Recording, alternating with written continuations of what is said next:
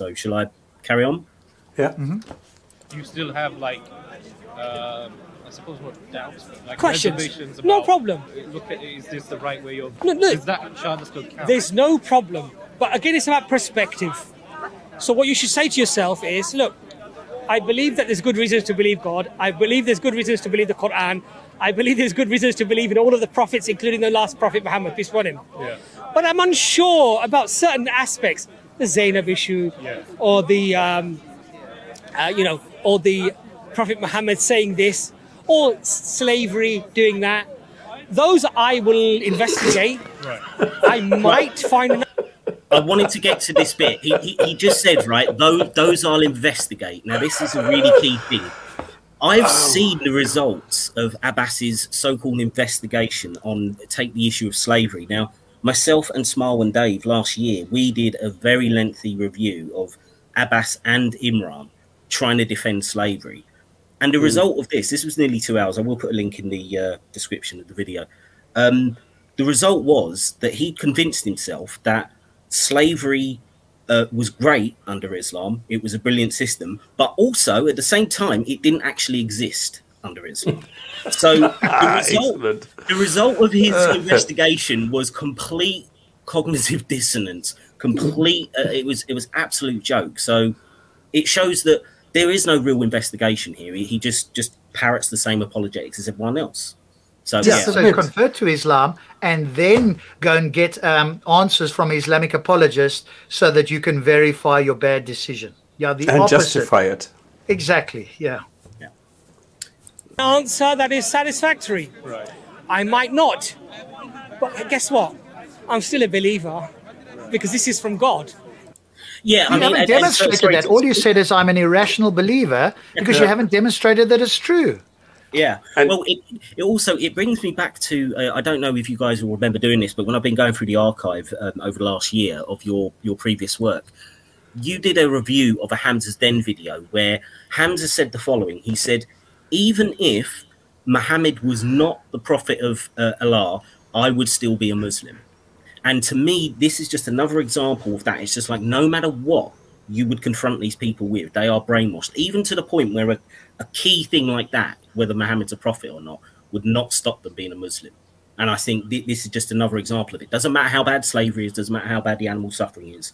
I've already accepted it because I'm a Muslim. Just on a side note there, though, Drastic, keep that quote for yourself. If you ever get to speak to him, don't say anything else, but remember that quote and put above it a question there. What does it mean to be Muslim? Right? Before you ask him that question, before you quote that. Because presumably part of being a Muslim is accepting that Muhammad is the last messenger. That's a necessary component of Islam. Absent Muhammad being the last messenger, A, you can't confirm that the Quran was from God, and B, what's left there to call Islam, right? And if you're just going to say, well, belief in God, that's not what Islam is. You've got to add more criteria. And then you can quote him that. Because then then he's contradicting himself. I'll stay a Muslim even if Islam isn't true. Well, what is a Muslim? Somebody that accepts Allah, right? A specific version of Allah and Muhammad as his last messenger. So keep it, but write that question on top. What does it take to be a Muslim? What are the necessary components of being a Muslim? Well, if one of them is Muhammad, then his statement, then he's contradicting himself, right? Then he couldn't be a Muslim by his own definition. Rob, just on that point, Hamza actually deleted the video, but it is your review is one of the things I'm going to be putting up, and it's especially good because Hamza has deleted that video now, so it's a good record of it. Within the same video, later on, he then said that you do have to believe in Muhammad to be a Muslim. So he contradicted himself in the same video. There you go. But yeah, so it's a bit of a sidetrack, but I think it does relate to this, you know. And I think what Abbas is somehow forgetting is that once you submit, once you are a Muslim, even if you are not convinced afterwards, you're going to get killed. Yes, exactly. Now you've got the apostasy laws threatening you. So, this is, I think, a lot of people get cornered into this, and then they say, "Well, sorry, now you're in, you can't get out anymore." Absolutely. Let me play on. Even though my sensibilities, my social consensus, my nurture, my nature, might never be able to fully accept something, for example, or internalize it fully. But guess what? I believe in the fundamentals. I believe in that. I believe that that is from God. Therefore, maybe it's a deficiency within my understanding. What a superficial brat. I mean, come on. How can he say, yeah, well, I believe the fundamentals, and if there's some detail that I don't understand, it doesn't matter. So what if it's not the detail, but the fundamental itself that you are questioning? What happens then? I would say, I would go one step further and say, maybe this is not a deficiency in your understanding. Maybe the fact that you accept this is a deficiency in your thinking. And exactly. your character. This is so superficial. Yeah, if you accept this, even though you can't give a good reason for it, I would say that says something about your character. Does that not go against the concept of the fitra? No. If something you can't internalize from because Islamic teaching. The reason why no, I'll tell you why no. Because you are what you are because you're a product of your genetics, of your nurture, being brought up in this country. Had you been brought up in India or in Pakistan or in Bangladesh or in Africa, you may have had very different thoughts about different things. Oh, really? So therefore, your concept of who you are is not an absolute, in any case, it's a hodgepodge of so many influences. Right. What's he talking about? Sorry, just break that. The story is that every human being is created individually, handcrafted by this creator God in order to worship him. This is why everyone is created. What's he talking about? Well, yeah, I mean, I think it's quite telling because I would actually remove that out of the context of this conversation. I completely agree with what he's saying there. We are a hodgepodge of our genetics, our experience, our culture, etc. But this is going against what he's, I mean, really, you should be applying that to, well, why are you a Muslim? Is it because you were simply born into that situation? You were raised in a Muslim family? There's such a lack of self-awareness when he's saying something that I would agree with, but he's not applying it to himself. Because you were programmed to believe exactly that. All right, let me spin on. Always remember our limitations. Yeah. And what limitations? Sorry, this again. This goes back to who programmed me. I mean, it's your God who created me in the knowledge of what was going to be my future. So if this God knew that I was going to fail, why did it carry on creating me? What is the point? So it's not that I decided to do something. No, it's the way that I was pre-programmed, the way that I was created by this creator. So I'm just fulfilling God's plan. So what are you talking about? Yeah. The source is the creator. And that can't be wrong. Oh, all of a sudden. Well, just all of a sudden. Yeah. Why have the conversation then? If he's already decided this, then that's not enough to persuade someone who's not a Muslim, as Rob's pointed out previously. You are there to convince them. Just saying God can't be wrong is not good enough. Well, two things here as well. This is just waffle now. This is like filler stuff, right? He's not saying anything. He's now just going back on the tried and tested. I'm going to tell you what I believe. When I've got nothing else to say, I'll just tell you my views again so that I can kind of think of something to say in the meantime, because I don't want to sound like I have to think about these things. But to say, well, I can't be wrong. The question is, well, how do you know you can't be wrong? Are you infallible? Because only an infallible being would claim that they can't be wrong. So what's your evidence that you cannot be wrong, that the creator is in fact who you think it is, or that it exists? How is it that you can be certain? I'm not asking, does God exist? What I am asking you, or should be asking you, is how do you know that you couldn't be wrong about the existence of God? And see what he has to say, right? And he probably the source cannot be wrong. So the source of Prophet Muhammad once talked about 7 dates every day could protect you from Ajwa dates. Yeah. Could protect you from black magic. Is that not something that's falsifiable? Like if you have, there's no property in dates. So now we're going back to that. Is it from God now? We're talking about that ultimately. So ultimately, look, the Prophet, peace be upon him, said in the Quran, there is shifa, there is cure in honey. There's cure in honey. In honey. Maybe the companions at the time didn't understand that. It's just something sweet we enjoy to have, right?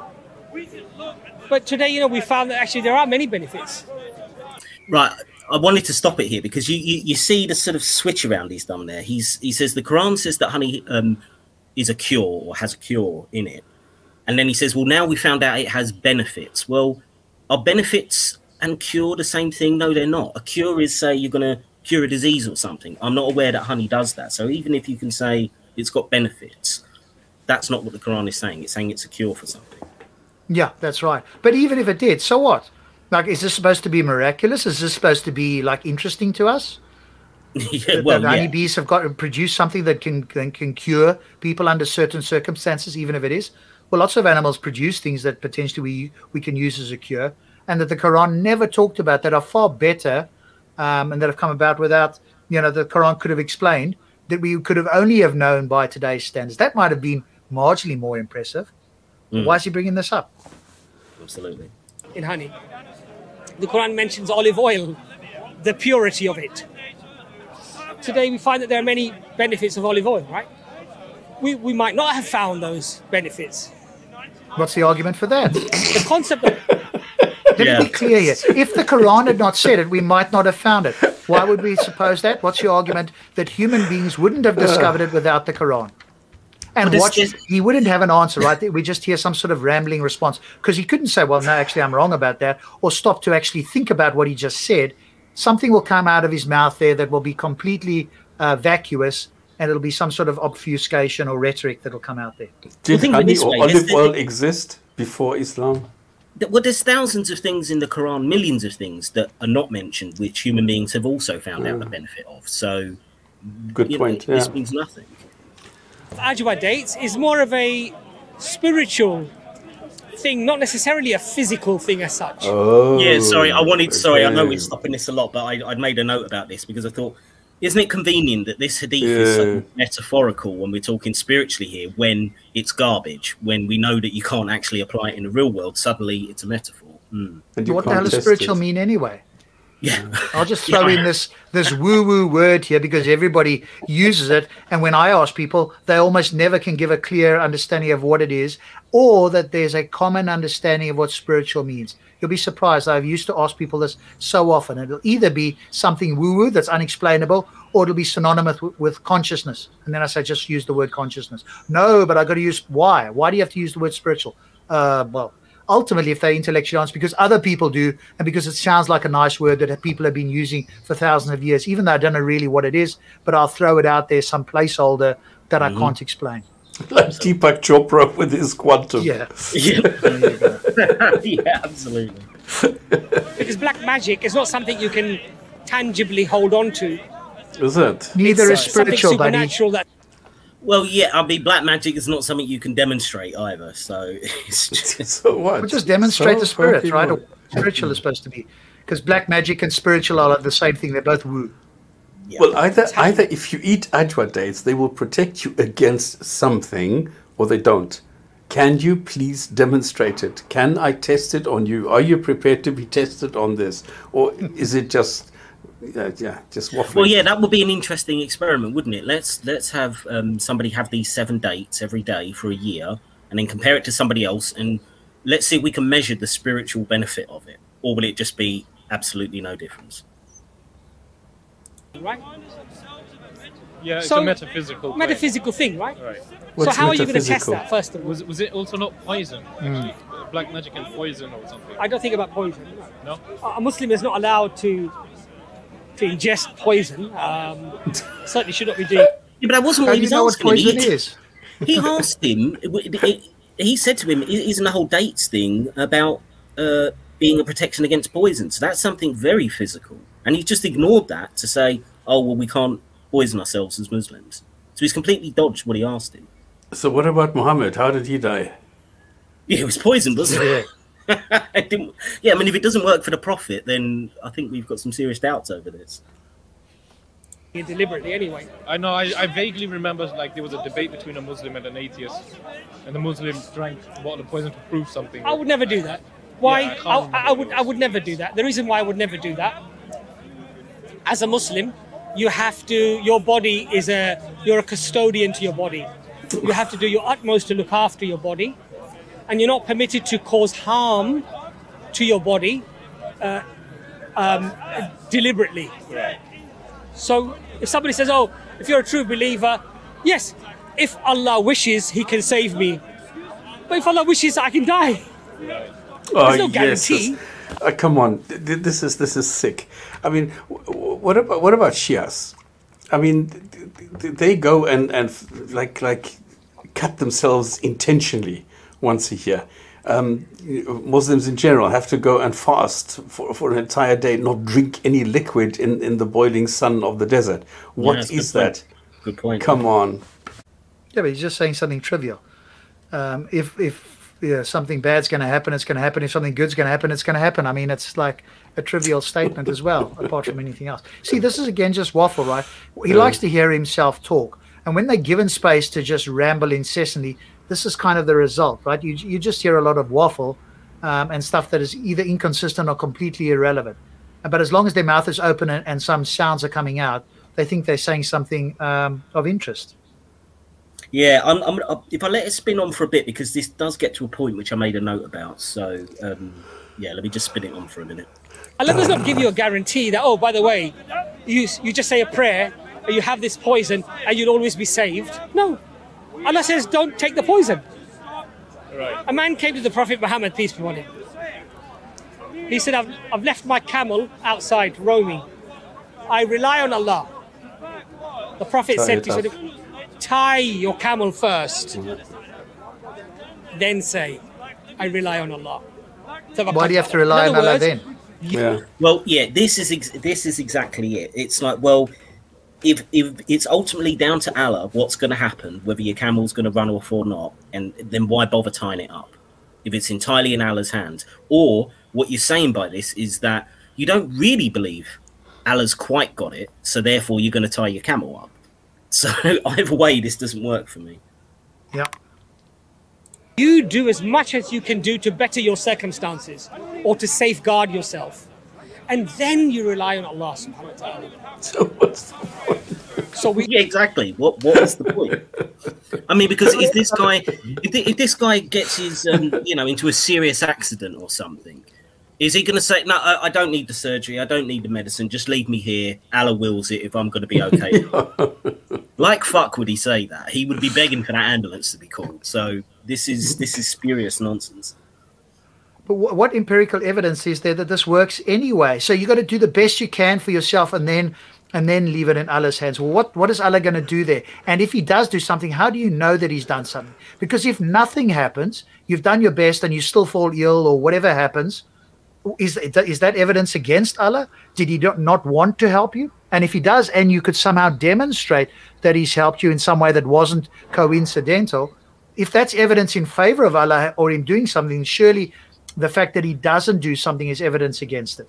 And what they will, of course, say is, no, well, he decides. Well, how can you ever say when he's doing something when he isn't? Because if you can never take it that when he doesn't do anything, he either doesn't exist or evidence against his or mercifulness, but you can take evidence in favor of it, then you're just being inconsistent. Then just don't claim anything. Then just say Allah does what he wills, and we have no idea when he does anything. But the problem is they all pray for other ones, and this is a problem I've developed recently, and maybe if you remind me if we have time, or otherwise we'll do it another time, about the test. And now probably Stops has heard it, or at least he's got a version of it, but it's highly problematic with the test, which we'd come back to. But why would you pray at all then?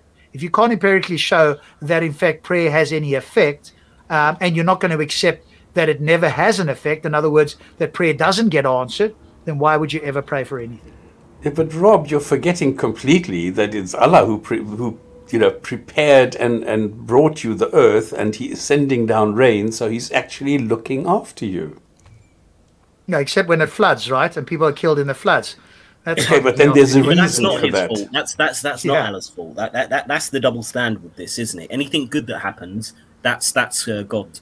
Anything bad. Yeah. So when you pray for rain and your crop grows, that's good. But when you pray for rain and you have a flood and people get killed, that's not Allah's fault, right? He's not. You were praying too hard. You were praying too hard for that. There was just too much rain and he couldn't stop himself, or whatever. Yeah.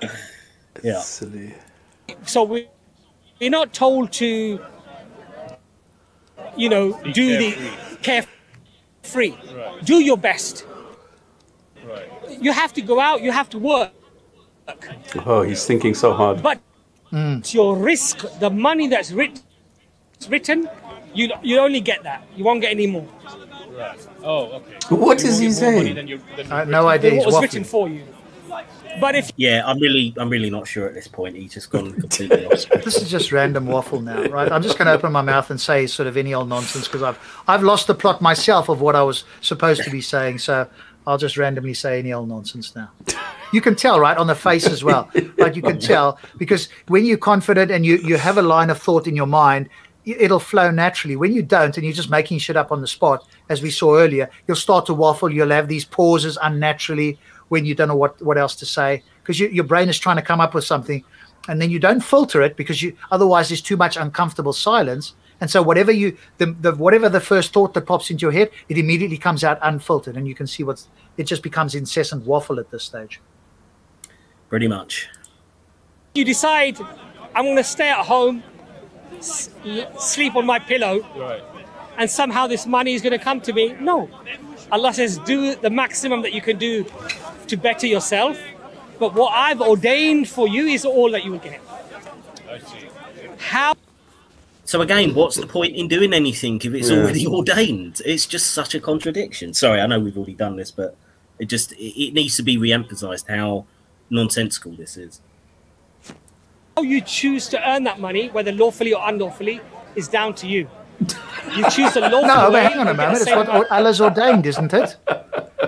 He just said, whatever happens, it's Allah's ordained it. So if you go and nick somebody else's money, hasn't Allah ordained it? Exactly. It's so silly. It's such contradictory nonsense. Let me spin on. Money. You choose the unlawful way, you get the same amount of money. One will have barakah and blessing in it, the other one will not. Why? Why would somebody have blessing on one side and not the other if Allah has ordained it? Exactly. He just said everything Allah does is good. So what the hell? Oh my goodness. Let me spin on. We'll see if we can get something a little bit more concrete. The amount of money is, the total figure is preordained. It's preordained. And that's it. What is, let me ask you then, my final question, because that's, or do animals have souls? Do you know? Again. Difference of opinion. Oh, sorry, I didn't realise he went back to this. Sorry, it has been a little while since I've watched this, but I didn't realise I went back to the animal suffering, so let's see what he says. For me, if I'm honest, I don't know. Okay. Oh. And if I'm completely honest, Oh, that's a rare moment, isn't it, where they'll actually acknowledge that. But so now we know he's just going to make something up, so let's see. it doesn't affect the reality of the things that we spoke about. Yeah, okay, so let's talk about those. What are your biggest reasons for believing? If There you look you at it go. objectively The and Quran. intellectually only, Okay, what are your biggest reasons for believing? so if I look at the Quran, it was revealed in the 7th century by a man who was known to be In the illiterate what? by his people. In the In the seventh, 10th? Did he say 10th or 7th? seventh, he said the seventh. Seventh. Could not read or write. Up until the age of 40, he had no linguistic interaction in terms of, anything of literature or poetry or what have with his. Wait, see, how could he say that? I mean, Muhammad was supposed to be a trader. We accept the standard narrative and assume Muhammad existed, etc., etc. He was supposed to be a trader. Therefore, he would have had lots of interactions with books and culture and literature, which would have come from the outside. He would have travelled around. How could he not have had interactions with poetry and books and other things? Even if he can't read, he would have been wealthy enough to have somebody maybe to read to him or something like that. He would have had it orally passed on to him. So how Abbas can make this claim that he's essentially just had no cultural exchange at all while he's a trader makes no sense to me. Also, the argument is always that they are surrounded by poets and by people who spoke the most beautiful Arabic, and all these poets running around and telling each other brilliant stories in poetry and prose. And this is why when Muhammad came, he was being seen as a miracle, because he was even more eloquent than all the poets and everybody else. So Let's spin on. People. At the age of 40, he says he's getting revelation. Sallallahu Alaihi Wasallam. The grammatical rules of writing the Arabic language completely were turned on their head. And the Quran came with a unique way of even constructing the language itself. No, it wasn't. Right, yeah. I mean, sorry, go ahead, Stops. No, I just always bring up Nabateans, and I bring out Syriac, Armenian, all Aramaic, not Armenian, Aramaic, and all these other languages that were existent in the area. And if you compare the different dialects that were, spoken in Oman all the way up to, where was it? It was Yemen, Oman, and all the way up to, is it Damascus? No, it wasn't as far as Damascus. It was Nabatea. No, it was Damascus, all the way up to Damascus, yeah. So you had all these different dialects, and they were all very similar. And this is how Arab, the standard Arab that you get in the Quran, was percolated. It came out of different languages that were all put into this filter, and out came Arabic. This is why Professor Point says it's a cocktail of different words and languages. That's exactly where the language comes from that region, from all the different languages that were spoken at the time. In other words, the Prophet's words, even now when we look at the Hadith, Right. are distinguishable from the Quran. They're different way of constructed. The Quran sounds different, is different, Right. is unique. Okay. And is it unique in a way that it's like Literary masterpiece and unique in the very structure. Yeah, unique in the very structure. Will he give any detail? I don't think he does. Okay. Then it's unique in some of the terms that it uses. See, just jumps to the next thing. No detail there. For example, the Arabs had the concept of time. Oh, They really? had this concept of the owner of time. So the Quran comes up with speech that they were never accustomed to. I mean, I don't even know what he's referring to when he's saying that. Is that just saying Allah owns time and that's somehow supposed to be mind-bendingly brilliant? I mean, what else would he be referring to there? He said nothing of substance here, right? Uniqueness, he hasn't given criteria for. Harry Potter's unique. And whatever the criteria are, here's the other thing. They're going to be a subjective set of criteria that man came up with.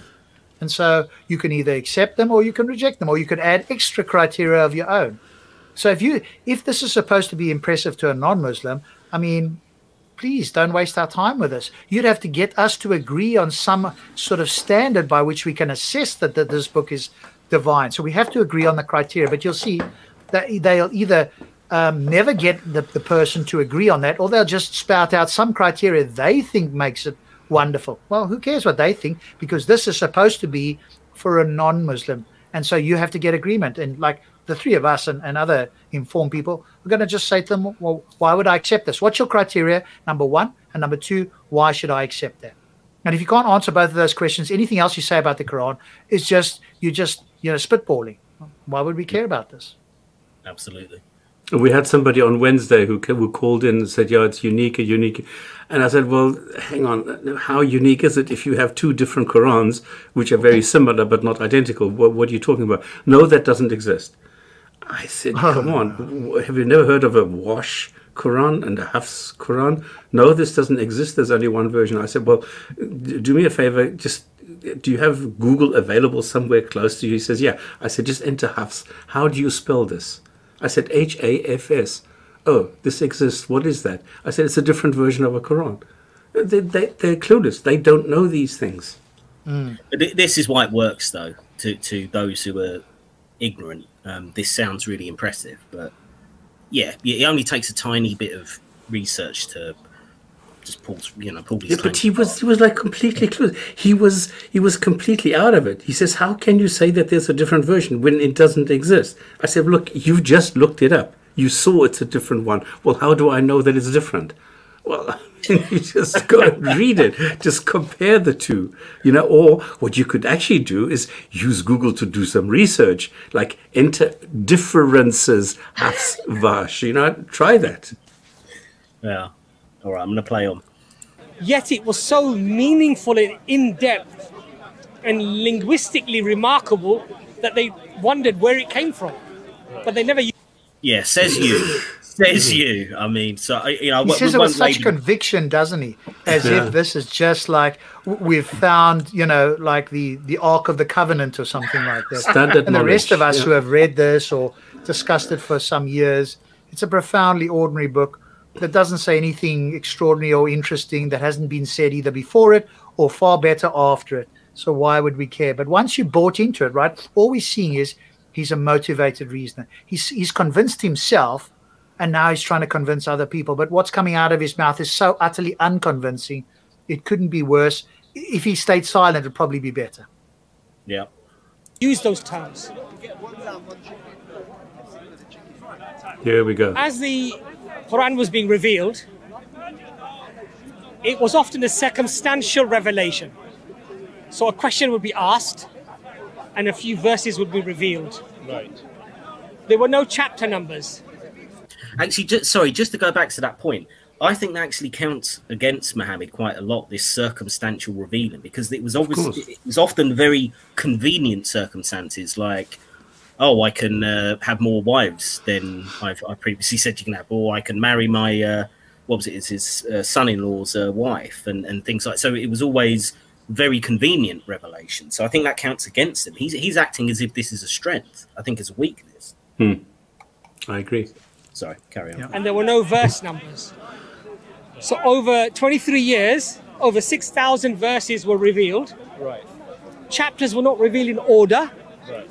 Even the verses within the chapters were not revealed in order. Wow, The Prophet brilliant. would simply say, those...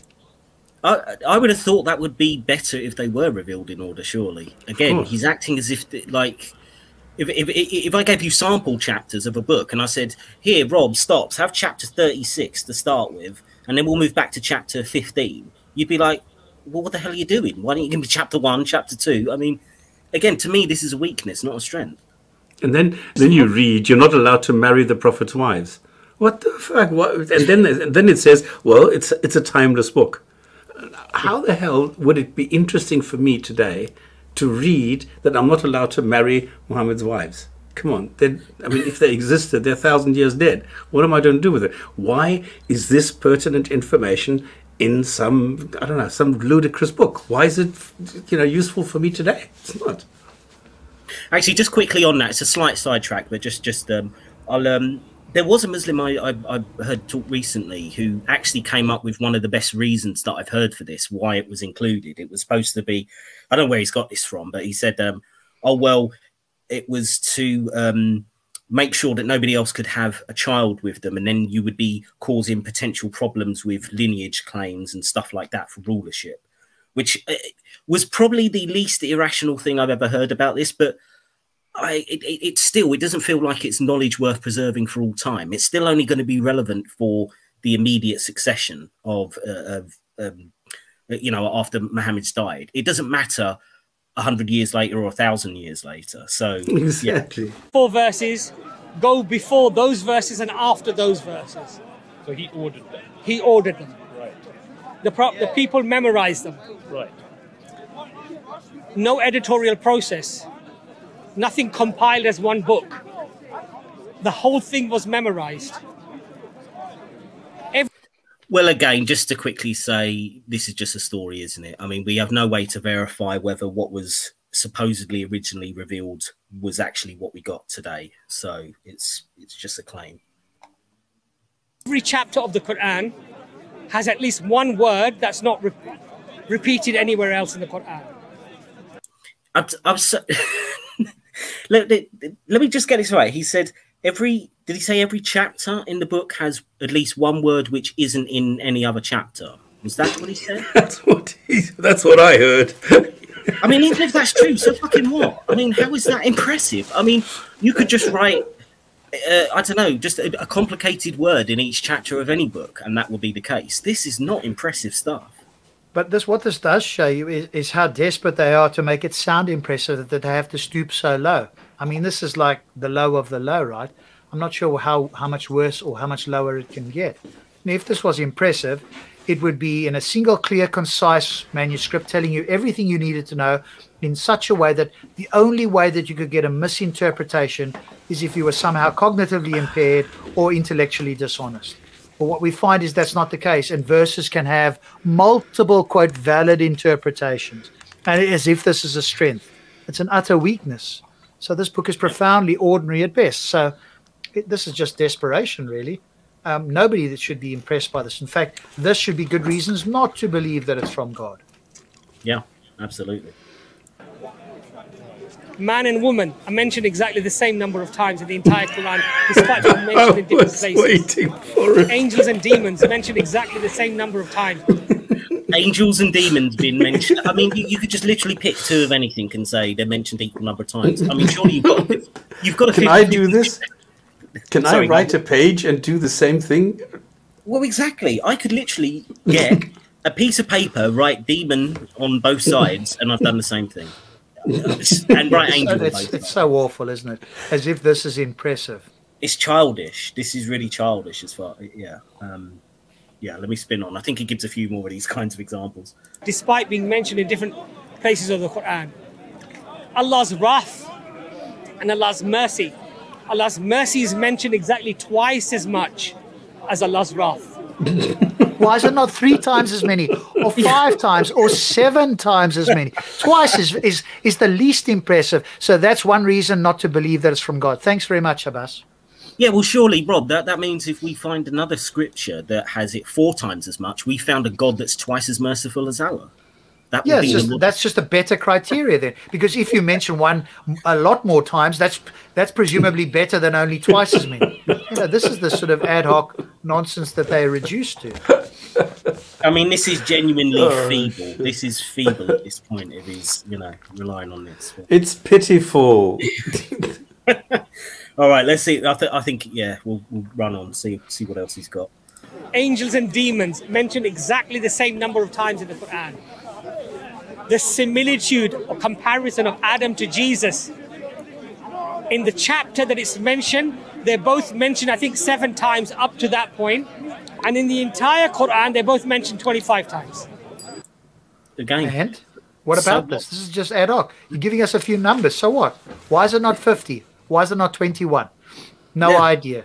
Saying it as if this is somehow impressive, it's just some number that you've come up with or that somebody's read. Look, we're pattern-seeking animals. Why is this impressive?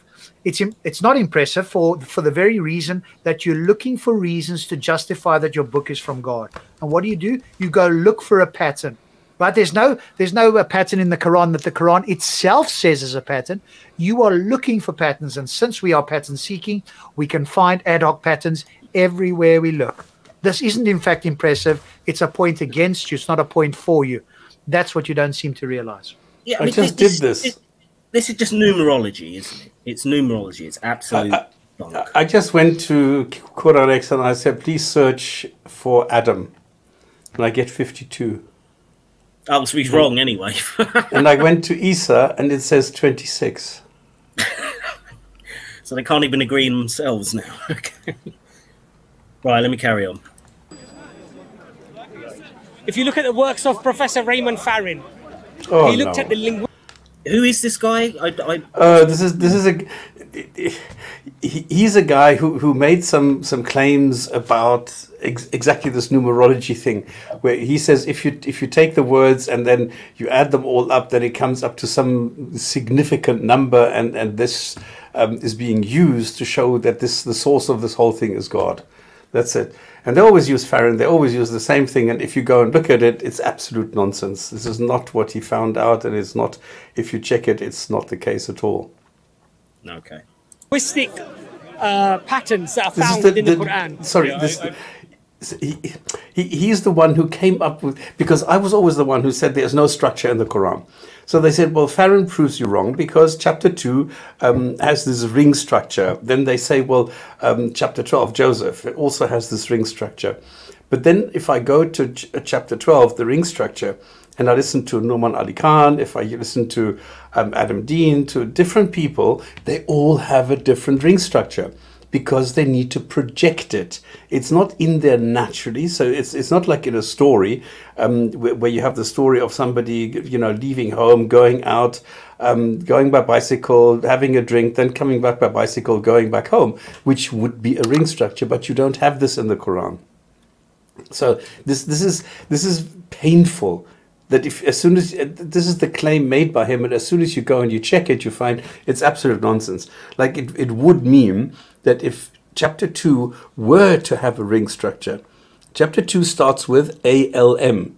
So the end of this chapter 2 should also be either ALM or MLA, you know, the other way around, or something like that. It's not the case. The second word, the second sentence is, this is a book where there is no doubt. Does it say anything like that in the second last sentence? No, it doesn't. So it doesn't matter what you say. Then these idiots, they go and they say, well, the word in the middle is middle. Now, how can you have something even and have a middle? You can't. So they shoot themselves in the foot every single step of the way. Doesn't matter what they say, you can always show that it's not true. Okay. Seen a lecture on this actually, Right. of the numerical. Right? It's about chiasm, parallelism, and concentrism, concentric ring formation. During his study, he became Muslim because he said, "Look, I mean, so what? So he was convinced for really bad reasons to become a Muslim. So why should anyone else care about that? As far as I can see. the complexity of the rings upon the rings upon the rings, the way they are formulated." Quran revealed over 23 years, only through memory, not effectively what seems random, circumstantial events happening, verses being revealed, not in order. While certain chapters are being revealed over 10 years, in what would be a random order to the onlooker, other chapters are being revealed simultaneously.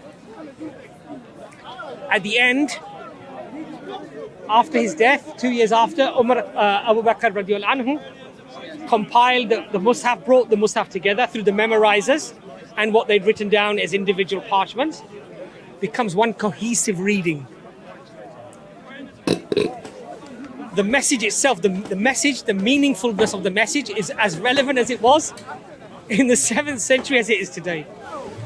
And it's not Abu Bakr. It's this guy doesn't even know the standard narrative. This is embarrassing. But it's also clear. It's also clear that the meaningfulness of whatever meaning it had is not the same now as it was in the 7th century. I mean, we've given some examples of that with, you know, Muhammad's wives and stuff like that. It clearly, in my view, it has almost no relevance now. So to say it has the same 1400 years later, you would have to demonstrate that, and I think he would struggle.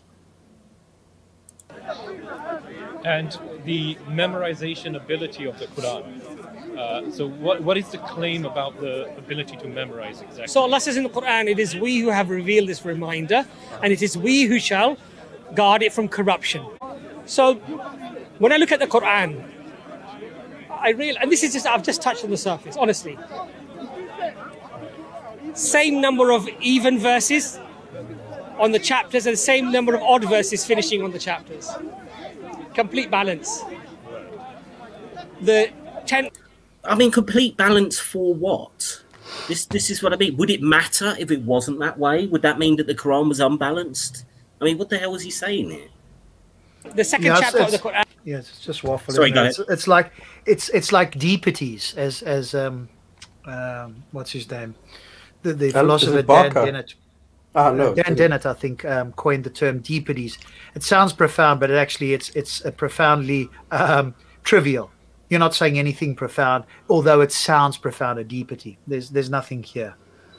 And the thing is, come on, if you look at the Quran, if you look at the inheritance distribution error, I mean, that is a hardcore mistake. And it would be much more important that you don't have mistakes in the book, the contents, than whether the format is impressive. Yeah, exactly. 286 verses. In the 143rd verse, Allah uses the word that we've chosen the middle ground for you. Oh, that was a bit you were referring. That was the one that you... Did you remember this from the video? Was that just a coincidence? I didn't watch the video. Oh, you didn't watch it? Oh, right. No. Right, well, it was. I suppose it's inevitable they're going to bring this crap up. So, yeah. But either that or you're a prophet. Maybe you're a prophet. Only time Allah uses that word middle in that chapter, and it's in the 143rd verse. And is that the middle of the Quran? No, middle of that chapter, Right. Surah Baqarah. I see. If you look at so many...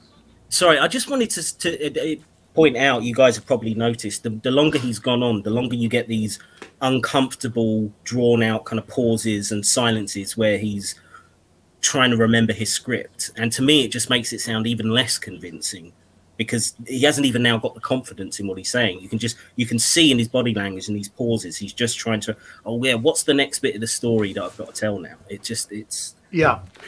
You know, I've run out of things to say. I'm trying to remember my script and come up with something, because the other guy's probably just not impressed at all, right? So, you know, he keeps wanting to say more and more in the hopes that he's going to impress either this guy or anybody who's thinking critically online.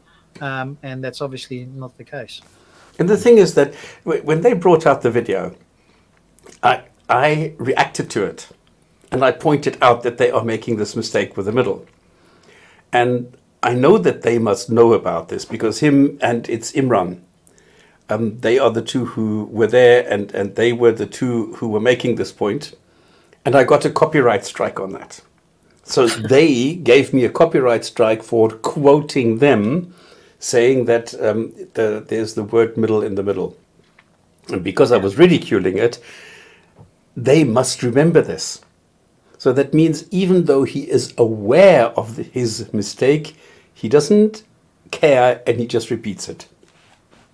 Yeah, well, I mean, just to highlight that, and I've seen this because, as I say, I'd previously done a review of their double acts trying to justify slavery, and the very fact that he will say slavery didn't exist under Islam, but it also was brilliant.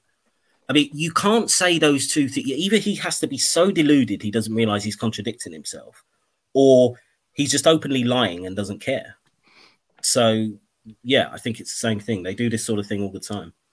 Any other aspects of the Quran, why was it that a neighbor comes to you and he says, I'm a prophet of God, these words are a revelation, why would you believe that person? Yeah, why? You say, well, okay, so anybody can make that claim. Right. Why did the Arabs believe I it? know that for a fact because I believed someone who made that claim when right. I was born in the car. Yeah, but many of them didn't.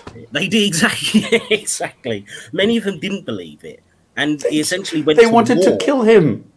Yeah, exactly. He had to flee to Medina. Yeah. So this is nonsense. His followers had to go to Africa. Yeah. Let me play on. So, Because when they heard the Quran, yeah. they knew these are not the words of Muhammad. And even today, as a non-Arab speaker, if I listen to Hadith or listen to an Arab person speaking, or I hear the Quran, I know they're different. I can differentiate them. I'd like to put that to the test. I mean, this is just a claim. He thinks that he can tell the difference in a language which he doesn't understand. Really, let's sit you down and test this, because I call bullshit on that.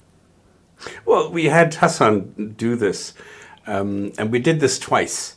I remember giving the sentences to somebody when we were doing the show with Rob, and there was somebody who actually could distinguish between sentences that Hassan wrote and sentences from the Quran. But the previous time that we did this, we had several people, also on the Gin and Tonic show, who could not differentiate. So the one time when I thought, aha, now I'm going to show him. And bloody hell, he actually got all of them right. So he knew which ones were what. But I think many people wouldn't. So no, like I said, the first time we did this, we had like 4 or 5 people who did very poorly, who really had no clue which was what and how to differentiate between the Quran and between what Hassan had written. What Arabic would one have to learn to be able to read the Quran? It's classical Arabic. So it's quite easy to learn how to read. There are, just like alphabet in English, you learn the letters, you learn how they join, and it's within a few weeks actually you can learn to read the Quran. Absolute bullshit. This is nonsense, because the thing is, they started off with, well, I think it was 16 letters, and then they went to 19, and then they went to, I think today it's 29. But then you can't do anything with the letters themselves. You need to know the diacritical markings. Now, between fighting and being killed, the difference is a dot. So depending on where you put the dot, the one is the one or the other. So no, it is not easy, and not at all easy to read what the old Quran, the original Quran, is saying, because you don't have the diacritical markings. So it's up to you how you interpret this. That's why you have all these differences, where you know this hilarious thing with alaka, where it's supposed to be you know, something hanging, a blood clot, or a leech or something. You know, it's quite silly, because what he is saying is total absolute nonsense. It is incredibly difficult to know what you're talking about, because you always need the context, you always need an explanation, and you always need interpretation. That's why every single sentence in the Quran requires interpretation. Yes, but the concept of understanding the language is not very easy, because it's classical Arabic. And the Arabic language, the reason why we say the Quran was revealed in Arabic, it's a very rich language. Yeah. The word camel can have over 100 words in Arabic. I've read. Again, see, this is a point which counts against it. Why would Allah reveal the final message to humanity in a language which could be misinterpreted in so many different ways? To me, that is a mark against it. Why wouldn't you do it in a language which there's less room for this kind of a misunderstanding the message? I've never heard a good answer to that. Yeah, Well, that's it. There's no disambiguation. There was over like 15 million words compared Yeah. to only like 100 Yeah. X thousand Yeah. in English. Yeah. So in Arabic, you can have 20 words and 35 rhetorical devices in those 20 words. It's a very unique language. Yeah. I'd love to see a list of those 35 I hear this shit all the time. Name them. Write them down. These rhetorical devices. There is a video by Dawah man. He did this. He did this with sources, and they came up with this, and they actually made a list of these 42 rhetorical devices in a short thingamajig. You know what a rhetorical device is? He calls it "he went." Well, there's already 5 rhetorical devices there, because he is male. It's not female, so there's already 2, and then it's to go. That's number 3. So he's using the word to give you the idea that he is moving from A to B, and it's past already. So he went. So it's a past tense. So there's number 4, and he went to somewhere, and this is the past perfect, and therefore it's number 5. This is how they argue this. It's pathetic. Deary me. Like that. Incredibly in-depth. Have you memorized it? I haven't memorized all of it. Right. Very, very small parts of it. As a non-Arabic. Yeah, and this is another thing. Sorry, just don't mean to delay it too much, but this idea that oh yes, loads of people have memorized it. I've never heard the Muslims who claim that the Quran has been memorized. They are never the one who's done it. It's always some other person they know, someone who lives in the next village. And I just find these, I'm not saying that there aren't people who've done it, but they act as if there's like hundreds of millions of Muslims who've done it. Yeah, I've never actually met a single Muslim who has memorized the whole Quran. I don't know about you guys, but I haven't. I mean, there probably are, and there's supposedly a number of them, but yeah. Okay. We're nearly done. Arabic speaker. Yeah. Is it still easy to memorize? Very, very easy. It is. And most people who've memorized the Quran today are not Arab speaking. How does that? So is it the pattern of the words? Or Well, this is the thing. Now you have to ask the question: how does a 5-year-old or a 6-year-old memorize a book over 600 pages, only understanding how to read it, but not understanding it? Meaning. Well, if they don't understand terrible. What is the point in memorizing? Exactly. I mean, that's just that's a party trick, isn't it? I mean, that's I don't see anything impressive about that.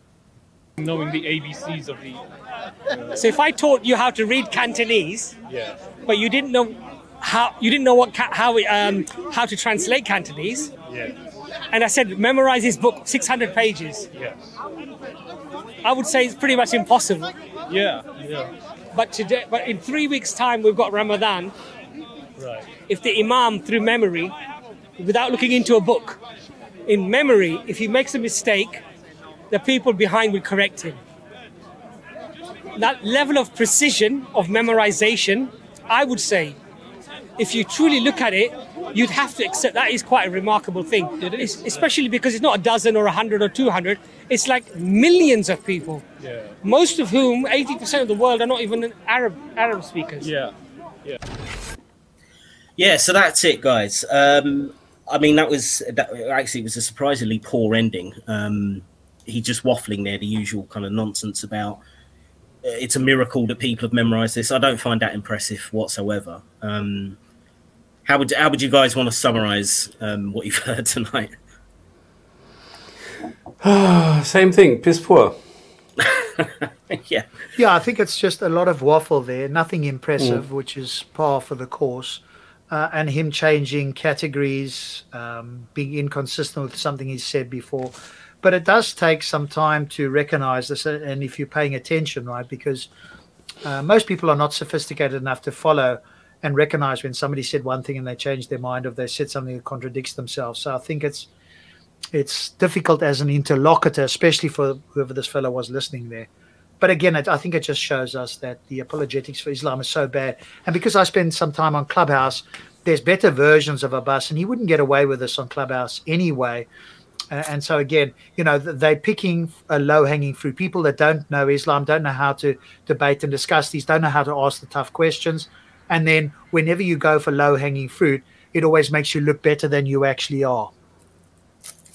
Yeah, I would agree. And I think just to go back to the earlier part, which I personally found a bit more interesting, talking about the issues about animal suffering and also touching on slavery, there just seemed to be, in my mind, no real concern for the moral implications of these things.